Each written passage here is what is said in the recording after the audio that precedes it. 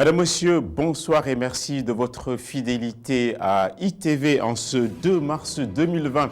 Le coronavirus s'accroche donc mordicus, il va même enlever des points de croissance à l'économie mondiale. Le Sénégal, qui d'habitude a la baraka, vient d'être rattrapé. Un cas a fait souche sur le territoire national. Il faut maintenant faire preuve de sang-froid. C'est la colonne vertébrale du journal à la température coronavirus. Le ministère de la Santé n'a pas pinaillé aujourd'hui. La communication de crise et le principe de réalité se sont imposés face au premier cas de coronavirus que le Sénégal vient d'enregistrer par le biais de ressortissants français revenus au pays par Air Sénégal après des vacances dans une station de ski enneigée du sud de la France. L'invité du journal, M. Alioune Diallo, spécialiste de la communication, se fera aussi un point d'honneur de nous édifier sur la gestion de la communication officielle des autorités face au nouveau coronavirus. On va développer toutes ces informations dans un petit moment.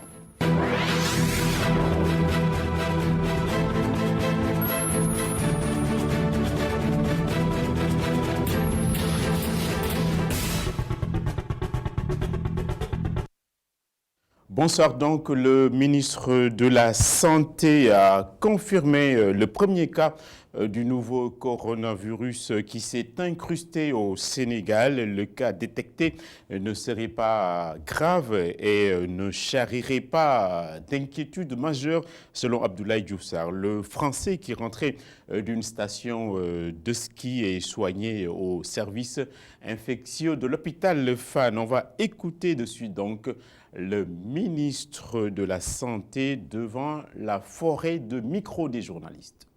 La cellule d'alerte du ministère de la Santé et de l'Action sociale a été contactée par une structure médicale privée de la place au sujet d'un patient de nationalité française reçu en consultation et présentant une fièvre de 39 degrés, un mal de gorge et des maux de tête.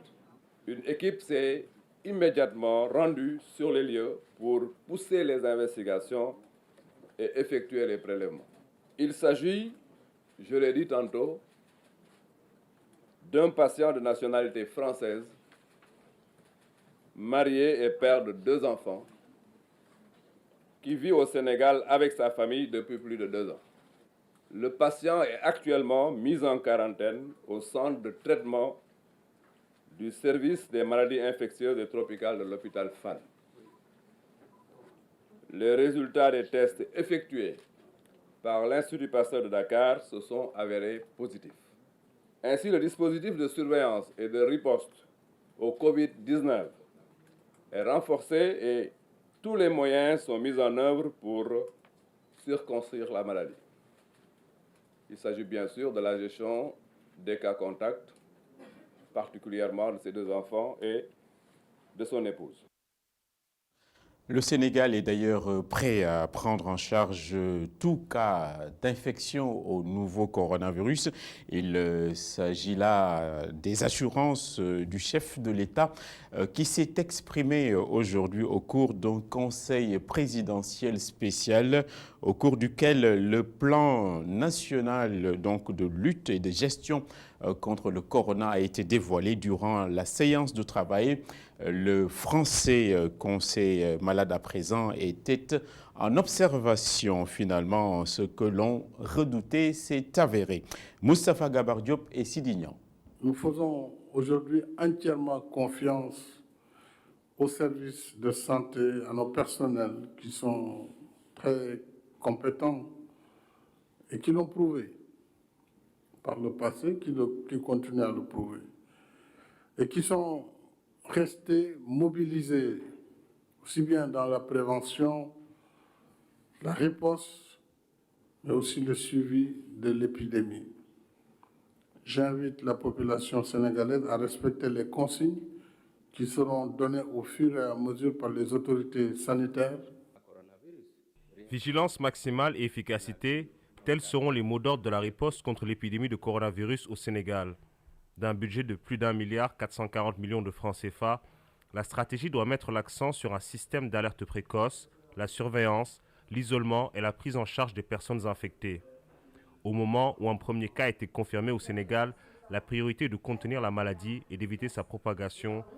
Nous devons nous mobiliser 24 heures sur 24 et envisager de mettre en place des postes avancés, notamment au niveau de l'aéroport international Blaise Diagne. Et il est primordial de contrôler l'arrivée de tous les voyageurs. La maladie ne connaît pas les professions ni la hiérarchie.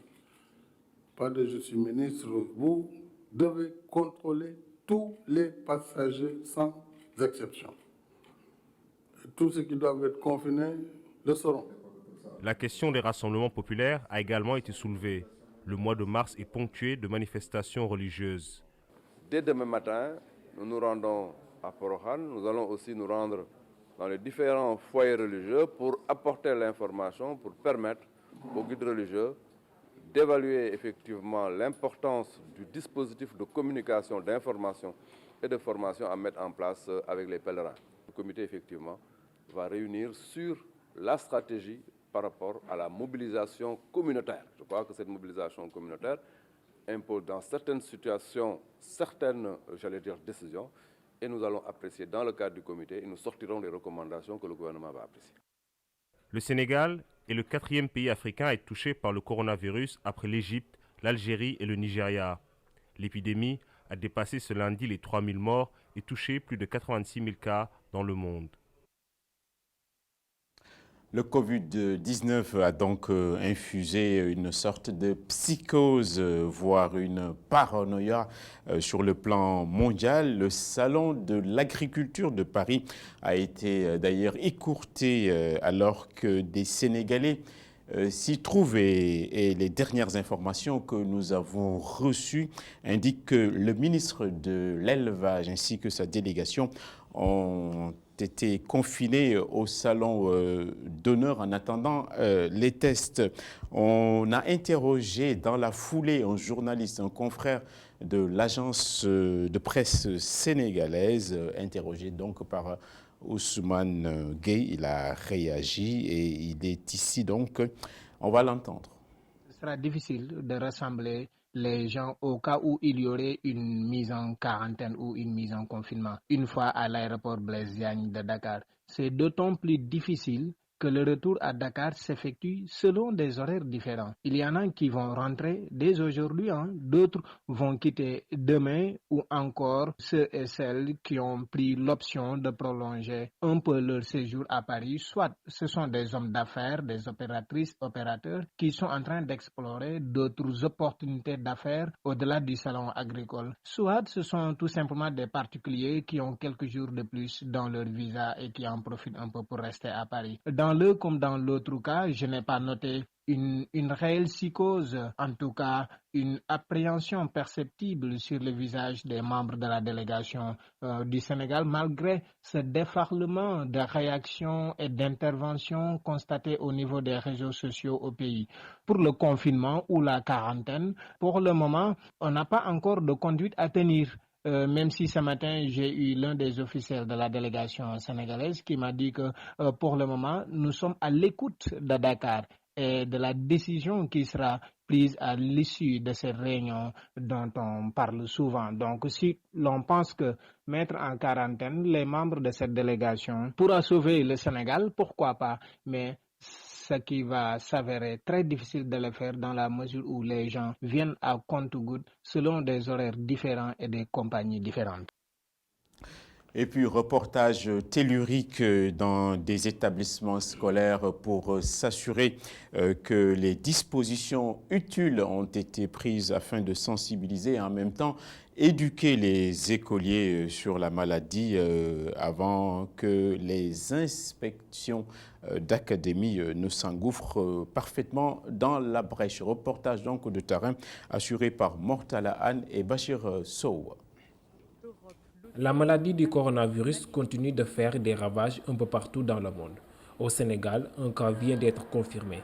Les écoles ont leur méthode de sensibilisation. Le coronavirus, c'est peut-être c'est une nouvelle maladie qui apparaît, donc ça vient peut-être, on l'entend depuis la Chine.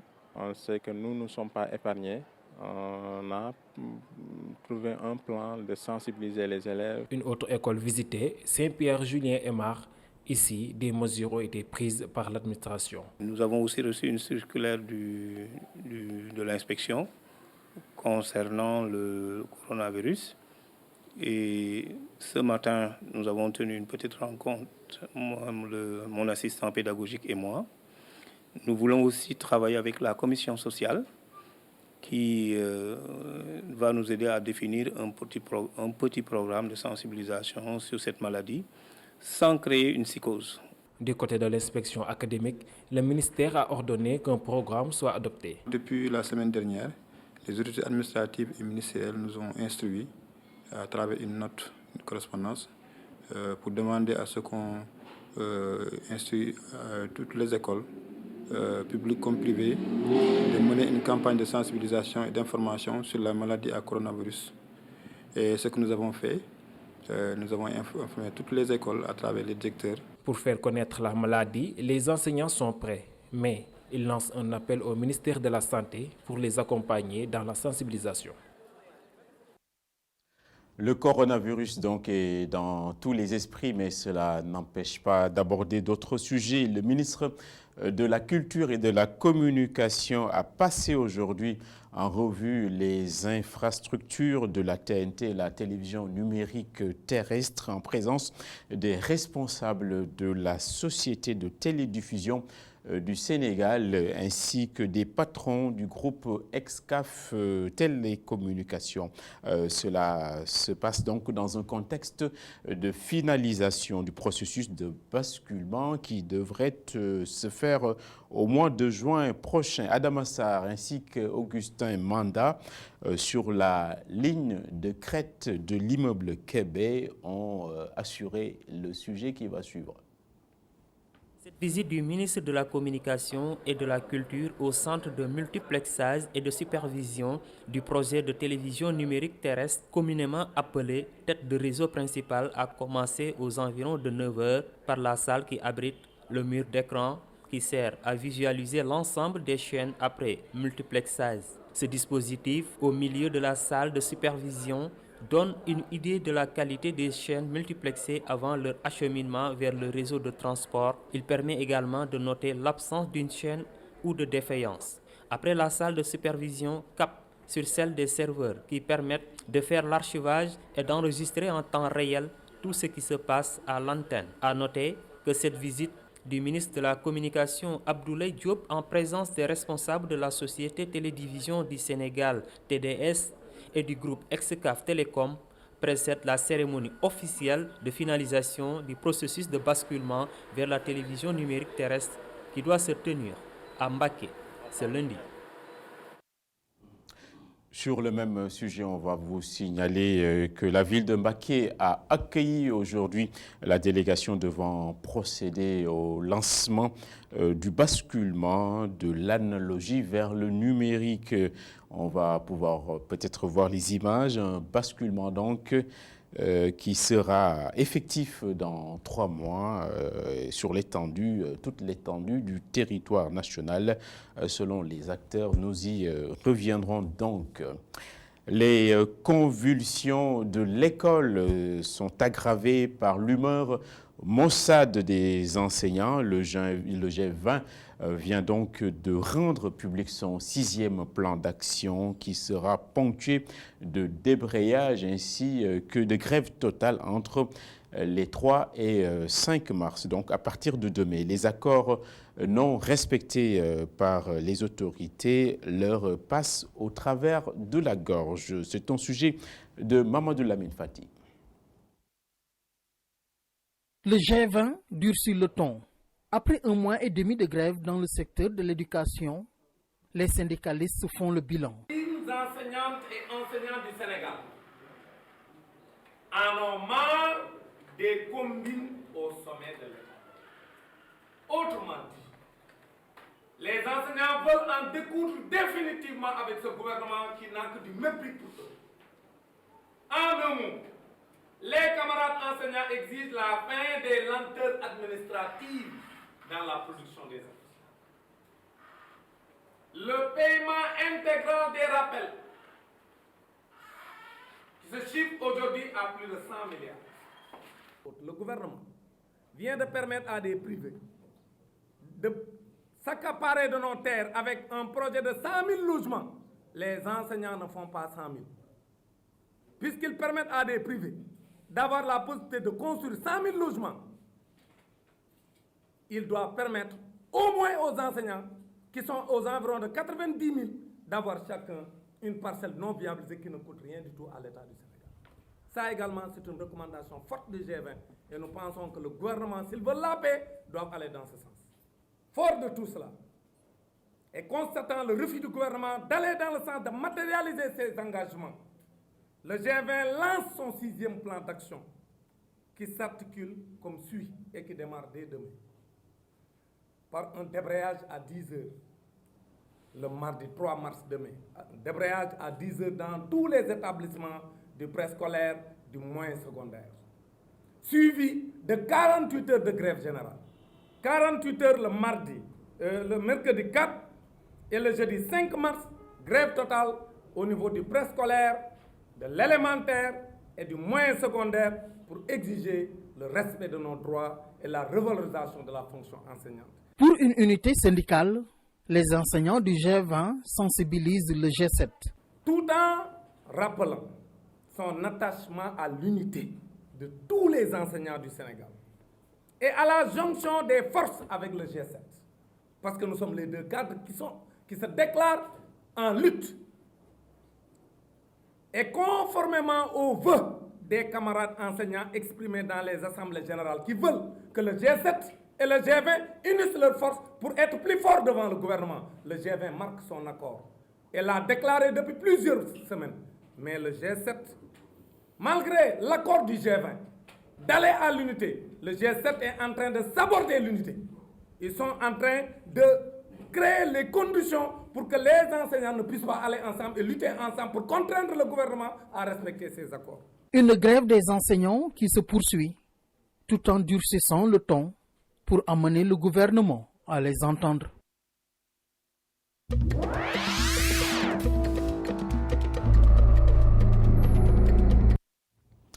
Le monde inquiet du coronavirus est immense au-delà de nos murs d'habitation. Il est également dans les yeux de celui qui le regarde. Les actualités internationales sont prises en charge et commentées ce soir par Abdourahmane Ly. Le bilan est affreux. Au moins 50 personnes ont été tuées au Nigeria lors d'une attaque. Les mises en cause, une centaine d'hommes armés qui appartiendraient à un gang spécialisé dans le vol de bétail et les kidnappings. Des assaillants qui ont bien choisi leur moment car ayant attendu que les fidèles sortent des mosquées juste après la prière pour commettre leur forfait. Ils ont ainsi tiré au hasard sur la population, pillé et incendié des maisons. Une réponse aux opérations militaires en cours dans le sens de débusquer, si nous pûmes dire, des bandits dans la forêt voisine, affirme un député de la région. Une opération qui, selon les autorités nigérianes, a fait 250 bandits tués.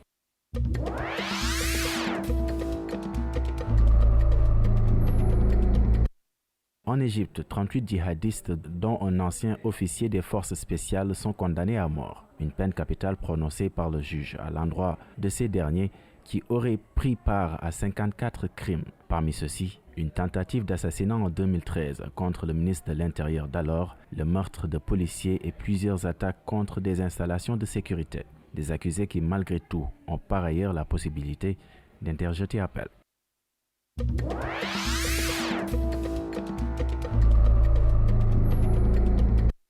Hors de nos frontières continentales, en France précisément, 2 nouvelles personnes ont perdu la vie des suites du coronavirus, encore appelé Covid-19.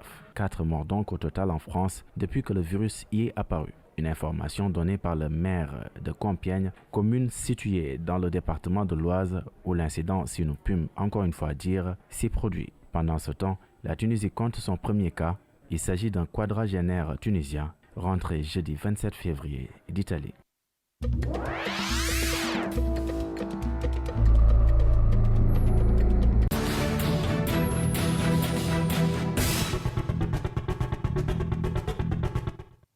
Voilà, c'est le momentum de notre invité du lundi, en l'occurrence Aliou Diallo, consultant et expert en communication des entreprises. Bonsoir, Monsieur Diallo. Oui, bonsoir, Monsieur Gueye. Très bien. Donc, un premier cas de coronavirus a été confirmé au Sénégal. Dans ces situations, la communication devient primordiale, essentielle. C'est une crise sanitaire qui appelle donc une communication de crise. Comment jugez-vous les premières sorties et interventions du ministre en charge de la Santé? Excellent, M. Gueye. Permettez-moi tout d'abord de saluer les téléspectateurs de ITV et les auditeurs de iRadio. Et aujourd'hui, comme vous le savez, le Sénégal est frappé par cette maladie, le coronavirus. Ce qu'il faut d'abord souligner et féliciter, c'est aujourd'hui les sorties, j'allais dire, du président de la République. Souvenez-vous quand il disait que le Sénégal n'était pas open et prêt pour amener, rapatrier les Sénégalais, qu'ils étaient à Wuhan.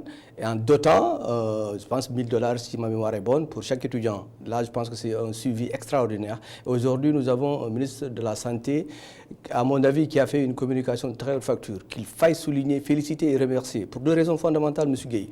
Alors, la première raison, le Sénégal, c'est comme tous les autres pays. En Afrique, je pense qu'on a 4 pays qui sont touchés, le Nigeria, l'Égypte, l'Algérie. Aujourd'hui, on a un premier cas. La première forme de communication qui vaille et qui est open, qui est présente, qui est extraordinaire, c'est le fait de communiquer juste et vrai.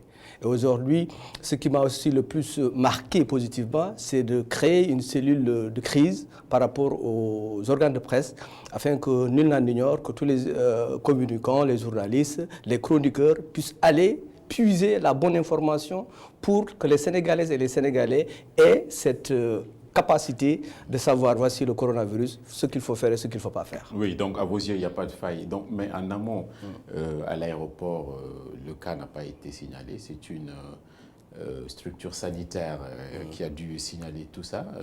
C'est un petit couac, ça. Oui, mais vous savez, dans tous les pays, il y a quelques failles qu'il faille corriger. Aujourd'hui, moi, je dis que, oui, le monsieur, il est passé. Il faut d'abord voir dans quelle situation et dans quelles conditions. C'était depuis le vendredi, si je ne me trompe. Il est passé par les mailles. Oui, aujourd'hui, les autorités de l'AIBD et les autorités sanitaires devraient prendre en compte et en considération cet aspect. Mais aujourd'hui, je pense que le plus important, c'est qu'aujourd'hui, le bissap, il est tiré, il faut le boire, que le ministre a fait une très bonne communication. Il ne faut pas que les Sénégalaises et les Sénégalais cèdent à la psychose aujourd'hui. Quelles qu'en soient les circonstances, à travers les modèles de communication, qu'elles soient ascendantes, descendantes ou horizontales, ou bien les types de communication internes ou externes, le bémol aujourd'hui, la chose la plus positive, c'est que d'abord, que les Sénégalaises et les Sénégalais ne s'alarment pas, ne s'inquiètent pas, qu'il y a une crise qui est là et les autorités sont en train de gérer cette crise. Très bien. Il ne vous a pas échappé que le ministre a commencé par une conférence de presse. Absolument. Donc ouverte à toute la presse et pour brasser, toucher le plus large public. Vous pensez que c'est une option bonne de commencer par une conférence de presse dans ce cas précis? Oui, M. Gueye. Tout à l'heure, je vous ai dit que la bonne communication, d'abord, c'est le fait de communiquer vrai. Il faut que les gens, qu'on soit journalistes communicants, qu'on soit de Tamba, de Malem Niani ou de Kolda, de Koumakara ou bien des Almadies, qu'on puisse savoir d'abord qu'il y a une crise, entre guillemets, que les autorités, la voie la plus autorisée, c'est-à-dire le ministre de la Santé, Abdoulaye Diouf Sarr, s'est adressé aux Sénégalais. Via quoi? Via un point de presse. Je pense qu'aujourd'hui, c'est très bien. Ce serait plus ou bien plus ou moins embarrassant que ça fuite, qu'il y ait des fake news. Par rapport à tout ce qui se passe aujourd'hui, je pense qu'ils ont capté la balle au rebond, ils se sont adressés aux Sénégalais. Et je pense qu'aussi, il faut saluer la maturité des Sénégalaises et des Sénégalais, M. Gueye. Aujourd'hui, quand je titille un tout petit peu la presse, je vois même les gens qui appellent, c'est des gens qui rassurent. C'est des gens qui ont une certaine ossature et une certaine flexibilité par rapport à tout ce qui se passe. Et aujourd'hui, je pense que c'est ce qu'on attend des autorités étatiques, plus particulièrement du ministre de la Santé. Voilà.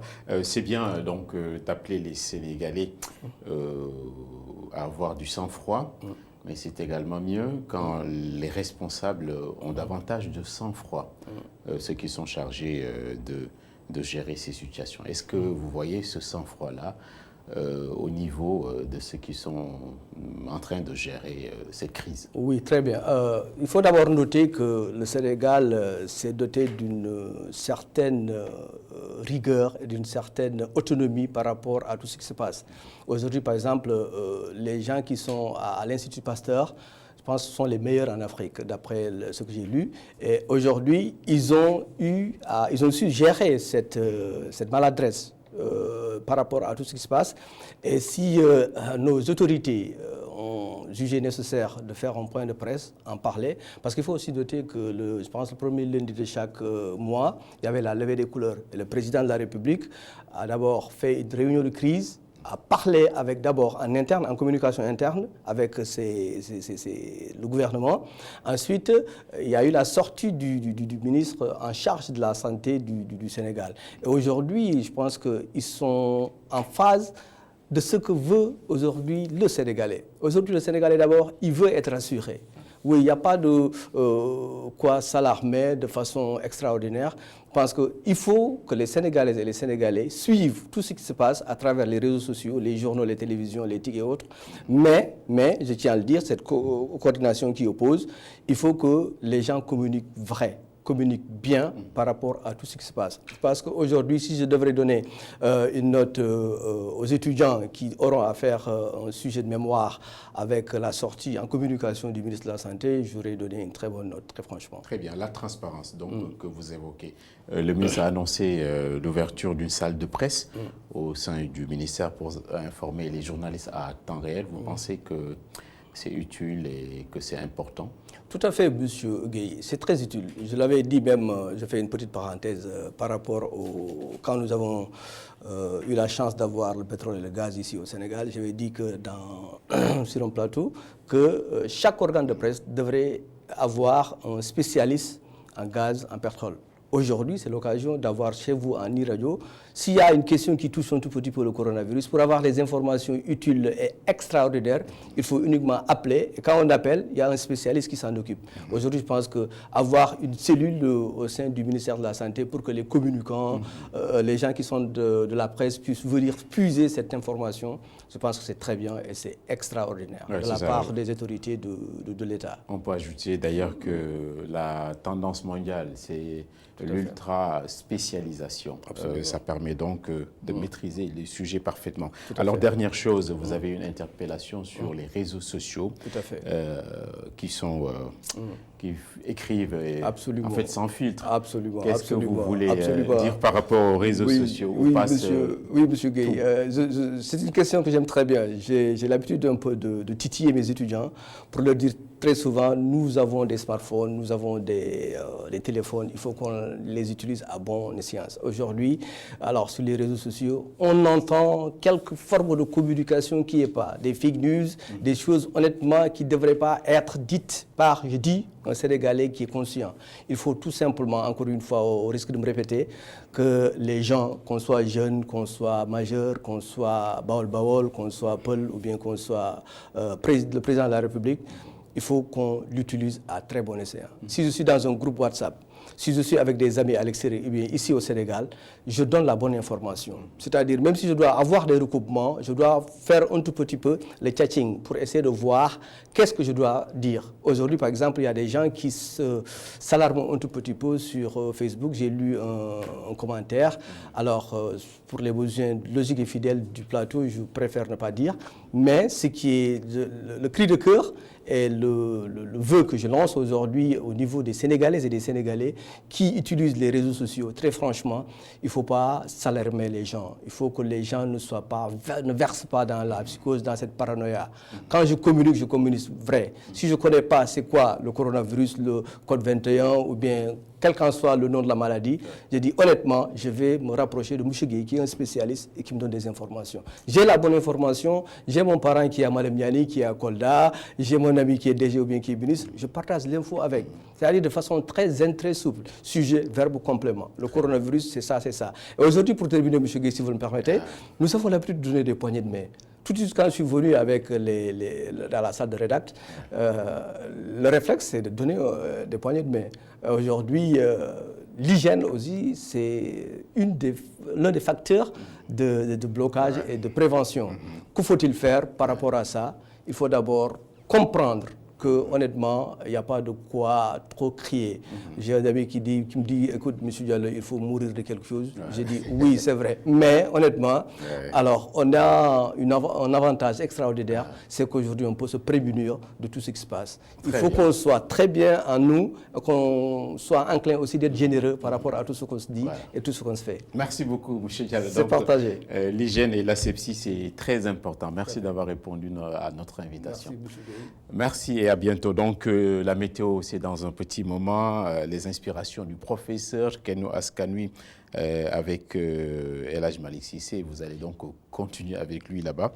Et les arènes sénégalaises pour le phare de la soirée. Les dernières informations, c'est aux alentours de minuit. Merci et bonsoir.